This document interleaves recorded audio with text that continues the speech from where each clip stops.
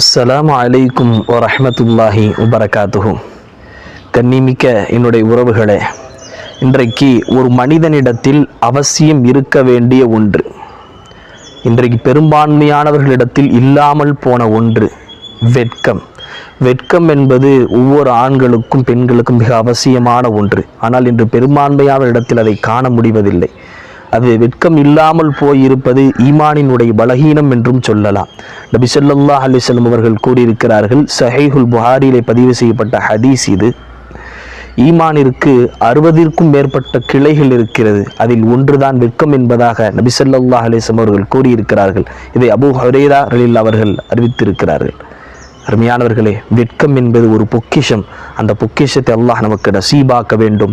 குறிப்பாக நம் வீட்டு பெண்களிடத்தில் வெட்கம், ஒரு பெண்ணிற்கு வெட்கம் தான் அழகு. அல்லாஹ் அந்த வெட்கத்தை நாம் அனைவருக்கும் நசீபாக்குவானாக. அஸ்ஸலாமு அலைக்கும் வரஹ்மத்துல்லாஹி.